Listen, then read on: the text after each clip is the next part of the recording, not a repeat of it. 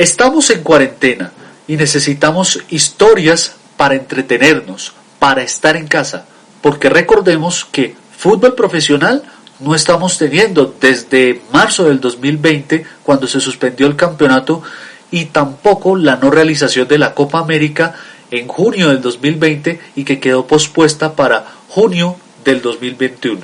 Es por eso que hoy vamos a hacer historias desconocidas desde hoy acerca de la selección Colombia y sus participaciones en Copas América y por supuesto las eliminatorias en donde ha clasificado a diferentes mundiales de fútbol.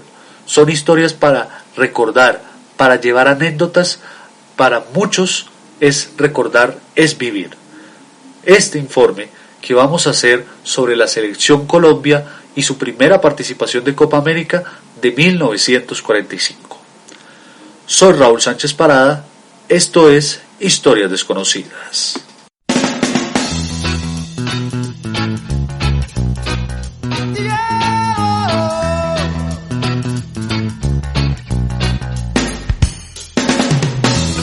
¿Quién te besará de pies a cabeza? En 1945, Colombia estaba pasando por un mal momento. Estaba dividida y estaba en crisis. Para ese momento, Alfonso López Pumarejo era el presidente de la República. Años antes, se presentó un crimen bastante fuerte, el de Mamatoco, que incluso el diario El Nuevo Siglo, un periódico de origen conservador, se hacía esa pregunta: ¿de qué había pasado? ¿Quién mató a Mamatoco? La respuesta fue contundente. Había sido asesinado de 18 tiros por parte de un policía. El responsable de esa muerte fue el gobierno, comenzando por el gran enemigo de la República Liberal de ese entonces, el señor Laureano Gómez. ¡Ay del Partido Conservador! Si olvidando la doctrina se envenena con los personalismos. ¡Ay del Partido Conservador! Si rompiendo sus tradiciones y disciplinas se deja invadir por las estériles agitaciones politiqueras. ¡Ay del Partido Conservador! Pues para los desentendidos sobre este tema, el nombre de Francisco Pérez es un hombre conservador que primero se dedicó como policía, que luego se dedicó como boxeador y luego se dedicó como periodista.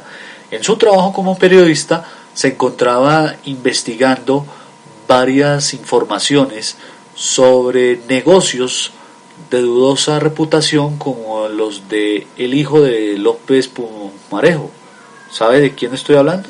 Pues de Alfonso López Miquelsen, que posteriormente se convertiría en presidente de la República. Pero ese negocio era con una empresa famosa llamada Bavaria y negocios de orígenes ilegales. Las investigaciones sobre ese caso nunca se llevaron a cabo, pero el ambiente continuaba enrarecido. El 10 de julio de 1944 se produce el golpe de Pasto. Compatriotas, en la madrugada de hoy, al terminar el último boletín de noticias que ofrece el gobierno a la nación, anuncié a mis compatriotas que era muy posible que en la mañana pudiéramos dar mejores noticias sobre la situación nacional. En realidad, el gobierno debe confesar que no era... Al frente de las operaciones militares se encontraba el coronel Diógenes Gil, comandante de la 7ª Brigada del Ejército. En la madrugada de ese día, el coronel Luis F. Agudelo y el capitán Olegario Camacho acudieron al Hotel Niza, donde estaba el presidente López Pumarejo, con el fin de comunicarle que los militares habían tomado posesión de la guarnición de Pasto y ordenaron su detención. Un día después del hecho, el presidente López regresa a Bogotá y retira al coronel Gil del ejército, y ya la situación estaba completamente salida de control. el Partido Liberal estaba quebrado. Por el lado, Jorge Eliezer Gaitán, que era el hombre que representaba las clases sociales, y por el otro lado estaba Darío Echandía, un candidato de establecimiento político, y la vocación del Partido Conservador de llegar al poder a punta de críticas. La realidad era compleja, porque es que para ese entonces se presentaron las elecciones para el año 46 y pues era una realidad bastante compleja. Pero luego de todo esto y la llegada de Mariano Ospina Pérez al poder y todo esto que pasó tiempo después y que Gaitán incluso era el jefe máximo del Partido Liberal y citaba muchas marchas, pero ya todo esto se explotaba con la muerte de Gaitán, que fue la explosión definitiva de la violencia, y por el lado de las regiones se daban a machetazos gente de diferentes ideologías, unos conservadores y otros liberales. Esta división fue aprovechada por la selección Colombia para unir a un país que participaría por primera vez en una Copa América en 1945. En Colombia no había fútbol profesional, pero los problemas entre los dirigentes de las regiones del país era latente. Del Atlántico se peleaban con los antioqueños. ¿Por qué? Porque había una asociación que se llamaba la Asociación Colombiana de Fútbol, que estaba adscrita a la Conmebol y adscrita a la FIFA, que antecede a nuestros tiempos la Federación Colombiana de Fútbol. Pues ahí llegó la invitación a territorio chileno. Esa disputa de esa asociación estuvo el Ministerio de Educación de ese momento, que había más que todo intentado inmiscuirse en la guerra tratando de favorecer a los antioqueños, pero hubo más trabas en la selección de jugadores, pues Atlántico invitó a sus pares de Antioquia que se opusieron desde el principio. Cundinamarca declinó enviar jugadores y el Valle, que aunque desde un principio aceptó presentar futbolistas, estos mismos terminarían haciendo un papelón para no ir a Chile. Al final, Colombia fue representada por 20 jugadores de la región, que son Atlántico 13, Magdalena 5, Antioquia 1 y Caldas 1, viviendo una de las propias experiencias y votantes de un país de nuestro continente. Esa fue la llegada de nuestro país y el inicio de un soñado llamado Copa América.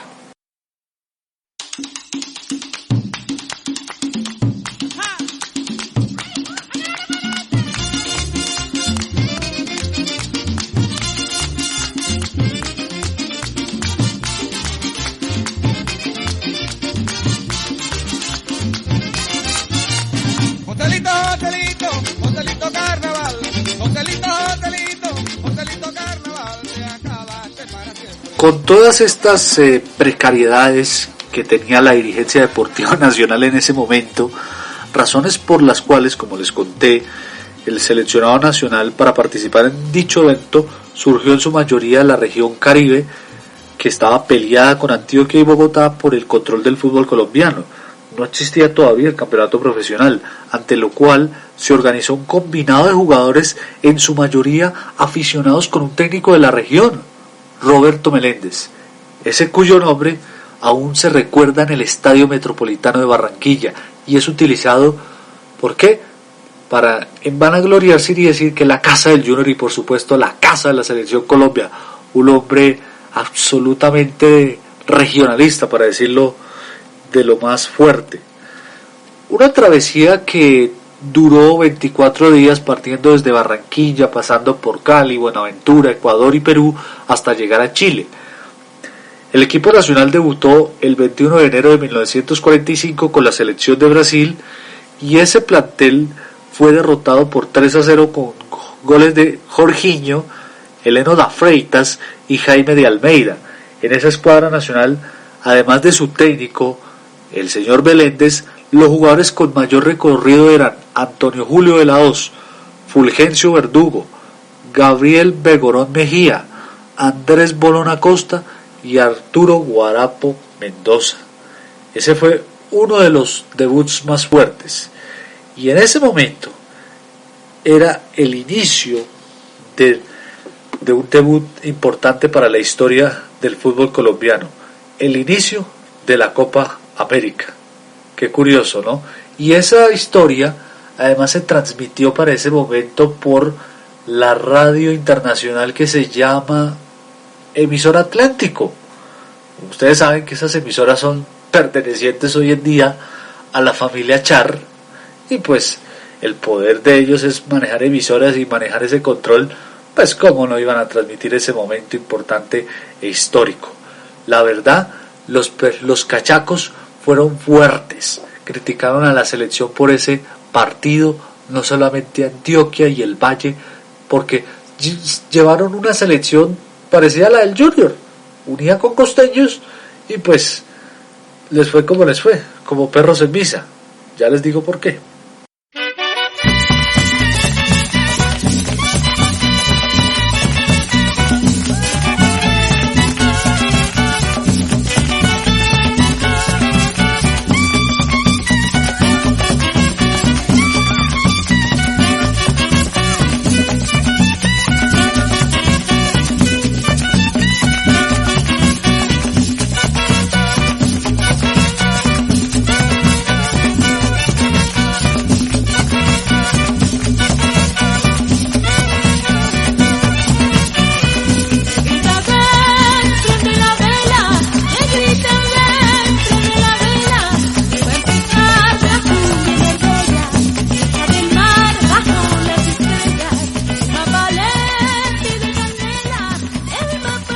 En 1945, Colombia estaba viviendo su momento político más álgido y crucial de su historia.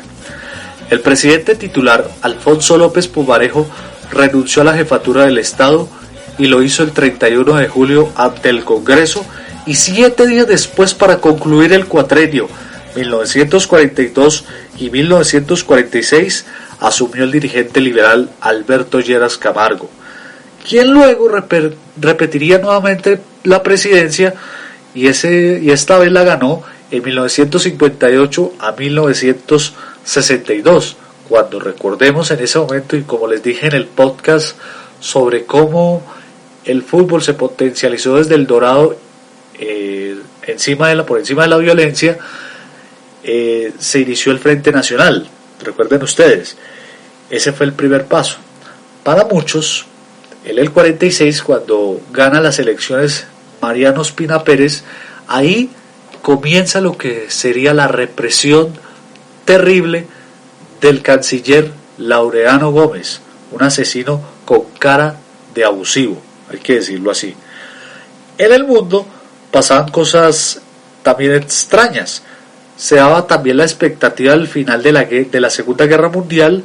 6 meses antes, el 6 de junio, se había producido el desembarco aliado en las costas de Normandía, Francia, que semanas después permitió la liberación de París del yugo nazi.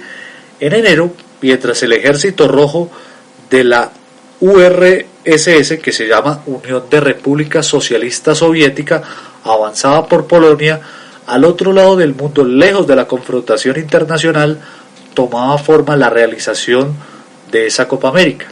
Pero hablemos de fútbol, que eso es lo esencial. Tras ese debut de la selección Colombia ante Brasil, debía enfrentarse al poderoso equipo de Uruguay. Esta vez, el plantel nacional fue derrotado por un marcador de 7-0, pero lo más notable fue asumir el juego ante un combinado oriental lleno de figuras. En primer lugar estaba Obdulio Varela, que 5 años después fue la gran figura del maracanazo en el Mundial de Brasil de 1950. Varela era conocido como el negro o el jefe. Fue además un jugador estelar de Peñarol de Montevideo. El arquero de Uruguay fue Roque Gastón, también héroe del maracanazo y jugador de Nacional y Peñarol. Máspoli fue además técnico campeón de la Copa Libertadores y adiestrador del combinado nacional uruguayo. En la escuadra que arrolló a Colombia intervinieron 2 jugadores que después pasaron por el fútbol colombiano. El primero de ellos era Schubert Gambetta, que jugó en el Cúcuta Deportivo en 1949, y Viviano Zapinain, que vistió los colores de Cúcuta, Bucaramanga, Millonarios y Santa Fe. Obró como director técnico del equipo internacional José Nasazzi, héroe del fútbol uruguayo, como quiera que fue la principal figura del Campeonato Mundial de 1930. El último día de enero de 1945, Colombia perdió 2-0 con el local Chile.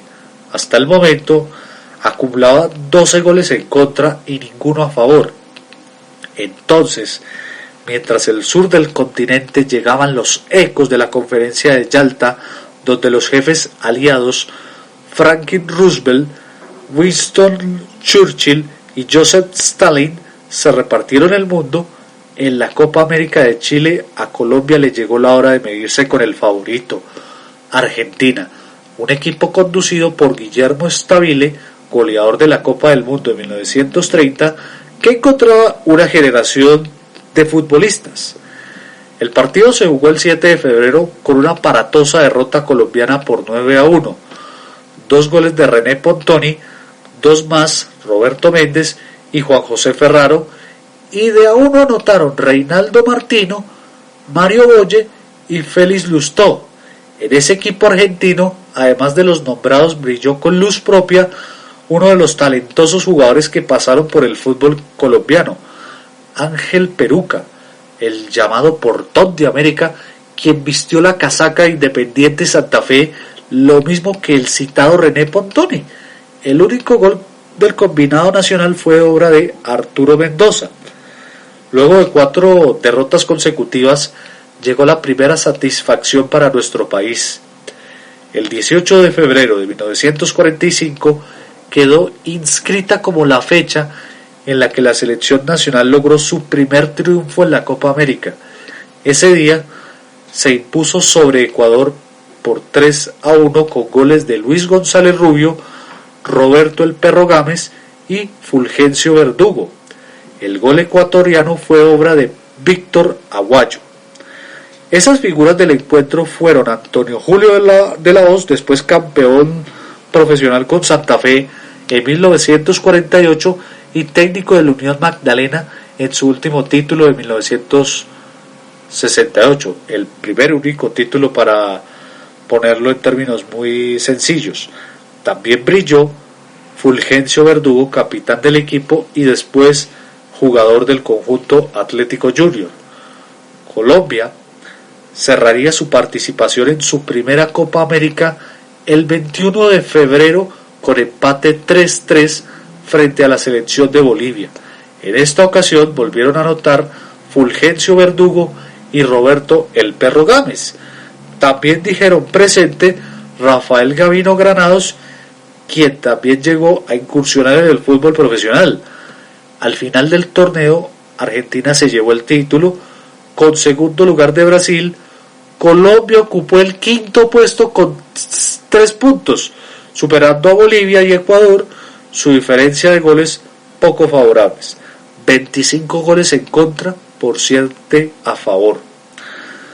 A pesar de la estruendosa goleada en su contra, la primera experiencia de la Copa América animó a la dirigencia deportiva nacional a pensar en la renovación de un equipo que pronto regresaría al torneo continental. Para ese momento, hay que decirlo, en ese partido de frente a los argentinos, en ese lapso de tiempo, la prensa nacional sacaba datos, estadísticas, comentarios, análisis sobre el comentario y el campeonato argentino, más que todo, creando una leyenda en ciertos nombres, y se volvía común para el país el nombre del que les dije, Pontoni, San Lorenzo, José Manuel Moreno y Adolfo Pedernera, jugadores de que era el mejor equipo del mundo, y se volvió común para el periodismo. Y hay que decir que desde que nació el gráfico, se cambió el lenguaje deportivo a través de toda transmisión, a través de los reportajes, a través de los informes escritos. Era una locura desde que nació esa revista, para poder ya hacer más el trabajo, porque recordemos que el fútbol estaba destinado a desaparecer, pero con la participación de diferentes selecciones suramericanas, los periodistas comenzaron a a crear sus propias noticias deportivas, les ponían unos títulos sensacionales, todos esos tipos de nombres, de apelativos de jugadores argentinos que luego pasarían por Colombia. Todo eso se encuentra en el nacimiento del fútbol profesional colombiano, en la historia del Bogotazo y también en la década del Dorado. Ese fue el momento muy importante de la historia del fútbol colombiano. Pero yéndonos al mundo, vamos al mundo, las noticias principales llegaron de Europa, donde el 8 de mayo se produjo la rendición de Alemania y con ella la final de la Segunda Guerra Mundial. El 6 de agosto, Estados Unidos arrojó la bomba atómica en Hiroshima, Japón, que también terminó con el capítulo de la confrontación mundial que se registró en la región del Pacífico. Pero no solamente todo esto vivíamos, también en ese tiempo hay que recordarlo, Colombia era una industrialización de la música, porque ustedes como lo ven hoy en día, los discos se graban desde un estudio de grabación y aquí en Colombia se producen, pero antes no. En Colombia se grababa un disco y se mandaba a hacer todo eso se mandaba a hacer desde la Argentina, porque eso, la industrialización de la música viene de allá. Entonces éramos el país con mayor exportación de música, donde estaban la cumbia, donde estaba el porro, donde estaban diferentes géneros musicales. Por eso, en ese momento en Argentina se veía como la famosa cumbia villera, ¿sí? Era la cumbia villera en ese entonces, y en ese momento era la época más bonita de cuando ya la música se empieza a industrializar en nuestro país. En lo político vivíamos momentos muy complejos. Mientras el Partido Liberal tenía peores momentos porque estaban totalmente divididos, por ejemplo, entre Gabriel Turbay y Jorge Eliezer Gaitán, pues ellos tenían poder bastante importante, pero luego terminaron estos dos, tanto Gaitán como Gabriel Turbay, fueron derrotados por Ospina Pérez, que el conservatismo los terminaron unificando, pero para ahí fue la historia. La política estaba al rojo vivo, pero hay que recordar ciertas cosas. 2 años después, en el 47, Colombia vuelve a jugar otra vez una Copa América. Esta vez, en pleno desarrollo deportivo y administrativo, afrontó este segundo certamen. Los ecuatorianos nos dieron esa oportunidad para participar. El equipo terminó último y sin ganar un solo partido. El argentino Lino Taioli fue el técnico y se convirtió en el primer extranjero al frente de la selección. La Copa se disputó del 30 de noviembre al 31 de diciembre en Guayaquil. Esos partidos terminaron con derrota 2-0 ante Uruguay, 0-0. Luego Argentina terminó goleando a Colombia por 6-0. Después volvió a perder 2-0 frente a los paraguayos. Y solamente se marcó un solo gol, Carlos Arango. Pero perdimos 5-1 frente a Perú. Y en la última fecha perdimos con Chile. En esa ocasión Ricardo Granados marcó para la selección de ese momento. En esa Copa América no estuvieron ni Brasil ni Venezuela, con 8 participantes únicamente. Colombia quedó última y con 0 puntos, con apenas 2 goles a favor y 19 en contra. El campeón volvió a ser otra vez la selección argentina, pero el país vio, y esto hay que recordarlo, vivió un gran momento, el de un gran arquero, el de un gran jugador que, como les dije, estaba naciendo en esas épocas de costeños de la selección Colombia y que se iba a ir para otro equipo importante en Argentina. Muy buenas noches, distinguido público.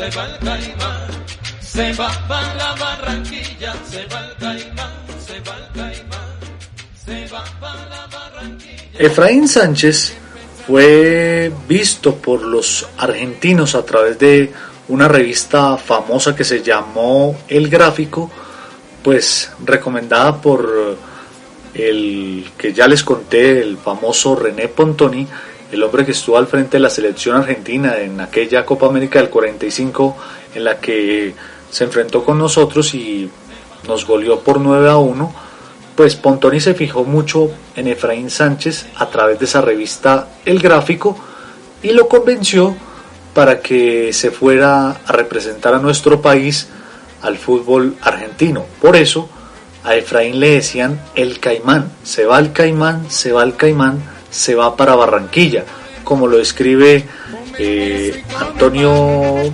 Rada en su canción, que es interpretada por los amigos de la Pillos Caracas Boys.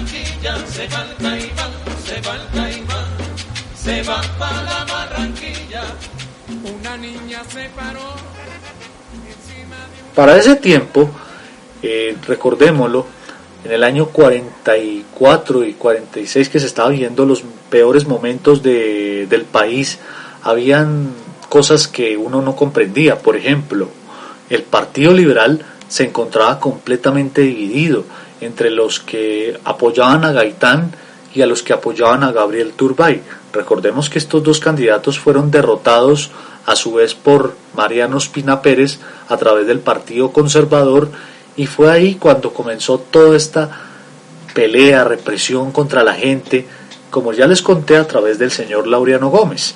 Para ese entonces, el gobierno, cuando se veían este tipo de crisis tan delicadas como la violencia y todo esto, la gente les incentivaba a que fueran a teatros, a que fueran a cines, incluso a que vieran partidos buenos de fútbol. Entonces, en ese momento habían muchos partidos de béisbol, incluso allá en Cartagena con estadios, allá cómo se potencializaba el béisbol profesional, allá cómo se hacía el boxeo, cómo se hacía el baloncesto, ¿sí? Todo ese tipo de profesionalizaciones se vieron dando a lo largo de los años. En ese año 47, los directivos del fútbol colombiano pensaron en hacer una profesionalización al fútbol colombiano. Fue para muchos el año 48. Se iba a realizar antes, pero en el 9 de abril, recordemos que se presenta el asesinato de Jorge Eliezer Gaitán en el centro de Bogotá, que dejó muchas personas muertas en lo que se conoció como el Bogotazo, y en agosto, después de todos estos inconvenientes, se organiza la primera liga profesional, que recordemos fue una liga pirata, porque no tenía reconocimiento de la FIFA y que era un nacimiento a lo que hoy se conoce como la DIMAYOR, División Mayor del Fútbol Colombiano. Pues para ese tiempo el fútbol necesitaba profesionalizarse y tener nuevas categorías en diferentes selecciones, las selecciones juveniles, la sub-17, la sub-19 y las de mayores en las próximas Copas América. Digamos lo que fue la iniciativa desde la Asociación Colombiana de Fútbol, en la que, como les dije anteriormente, fue la antecesora de lo que hoy conocemos como la Federación Colombiana de Fútbol, que hoy está adscrita a la FIFA, pero fue ahí el inicio de la profesionalización de nuestro fútbol, fue la profesionalización del balompié a través de la violencia que estaba ocurriendo a lo largo de los años. Soy Raúl Sánchez Parada. Esto fue Historias Desconocidas con la historia de la Selección Colombia en las Copas América. Porque este año Copa América no tuvimos, pero que no se nos olvide.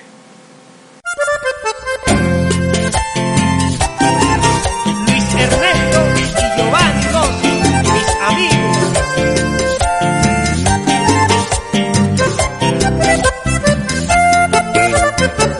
Mil promesas de amor que no se cumplirán.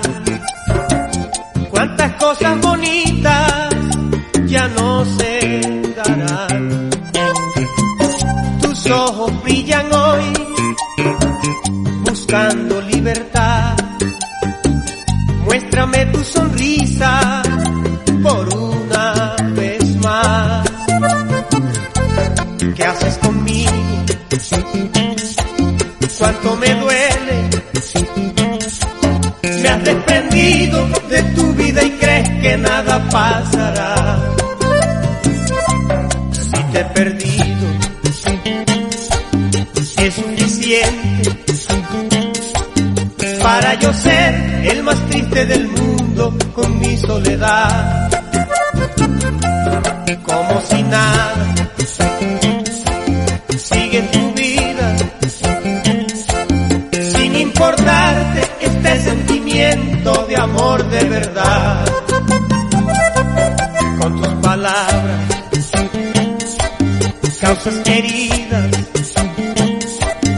y no se sabe ni cómo, ni cuándo, ni dónde, ni si es que un día podré sanar. Porque sin tu amor todo es nada ya. ¿Qué hago con tu adiós y esta soledad? Y sigue tu rumbo que yo no te voy a suplicar. Duele, claro que hay dolor. Quieres lo que quiero más. Duele, claro que hay dolor. Quieres lo que quiero más. Nilson Martínez y Carlos Macené. ¡Ay, hombre!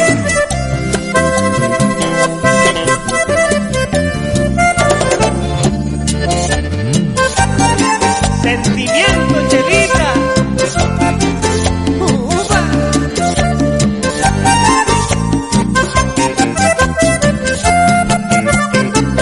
Nadie te va a negar que me hiciste feliz,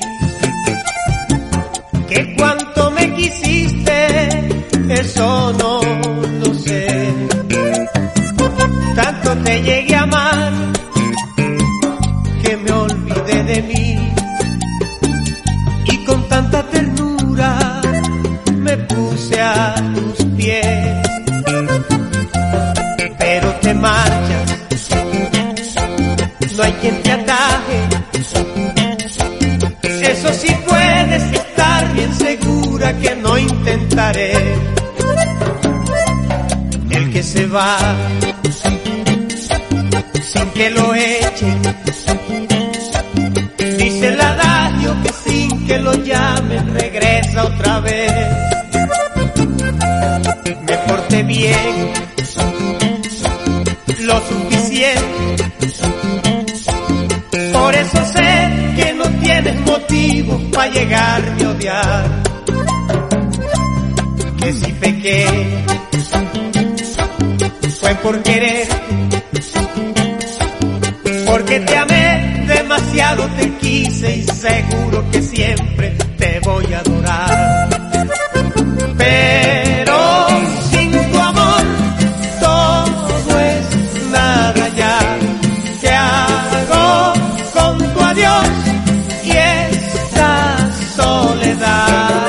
Sigue tu rumbo que yo no te voy a suplicar. Duele, claro que hay dolor.